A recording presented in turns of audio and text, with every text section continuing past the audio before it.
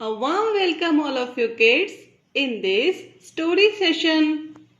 Stories are the most wonderful refreshers in the world. They keep us in a tuning and jolly mood. It's been a long time since we have heard any story.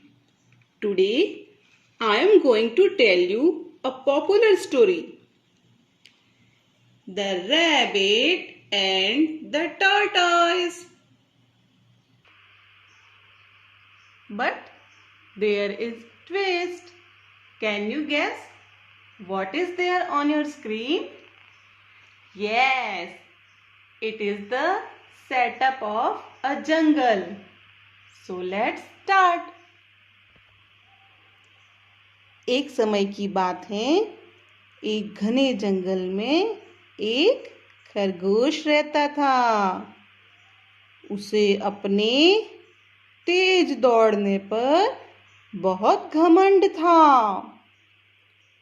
वह जंगल के सभी जानवरों को अपने साथ दौड़ लगाने के लिए चुनौती देता रहता था और जंगल के सभी जानवरों के बीच में हमेशा खुद की तारीफ किया करता था और कभी-कभी दूसरे जानवरों की बुराई करता और कभी-कभी उनका मजाक भी उड़ाता था। एक दिन जंगल में खरगोश ने एक कछुए को देखा तो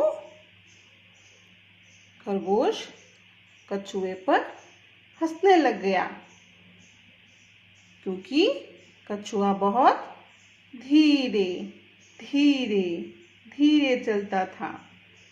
तो खरगोश ने कछुए को भी अपने साथ दौड़ लगाने की चुनौती दे दी। खरगोश ने कछुए को बोला, क्या तुम मेरे साथ में दौड़ लगाओगे? तो कछुए ने कहा, हाँ भाई, क्यों नहीं। तो खरगोश को हंसी आ गई। तुम तो इतना धीरे धीरे चलते हो, मैं तो जल्दी जीत जाऊंगा। खैर, मुझे क्या है, कल सुबह जंगल के सभी जानवरों के बीच में तुम्हारी और मेरी दौड़ होगी, तो हम मिलते हैं कल सुबह। कछुए ने कहा, ठीक है भाई। अगले दिन सुबह जंगल के सभी जानवरों के बीच खरगोश और कछुए की दौड़ शुरू हो जाती है। जैसे ही दौड़ शुरू होती है, खरगोश तेज गति से दौड़ने लगता है। जैसा कि आपको पता है, खरगोश तो बहुत तेजी से दौड़ता है। अब कछुआ अपनी धीमी गति से धीरे धीरे धीरे चलता रहता है। अब इधर खरगोश तेजी से दौड़ते दौड़ते दौड़ते दौड़ते बहुत दूर तक पहुंच जाता है और दूर पहुंचने पर एक बड़े पेड़ के नीचे वह रुकता है और वह सोचता है, अभी तो कछुआ मुझसे बहुत दूर है, तो क्यों ना थोड़ा आराम कर लिया जाए। तो वह पेड़ के नीचे आराम करने लग जाता है और इधर कछुआ धीरे धीरे अपनी गति से आगे बढ़ता रहता है। धीरे धीरे शांति से चुपचाप चलता रहता है और वो भी उस बड़े पेड़ के पास आकर जैसे ही देखता है, ये क्या, यहाँ तो खरगोश सो रहा है, लेकिन मैं तो नहीं सोऊंगा, मैं तो चलता रहूंगा। और वह खरगोश को बिना बताए चुपचाप वहां से आगे निकल जाता है और धीरे धीरे चलते चलते चलते चलते कछुआ अपनी रेस पूरी कर लेता है, अपनी दौड़ पूरी कर लेता है और जंगल के सभी जानवर कछुए की जीत पर तालियां बजाने लगते हैं।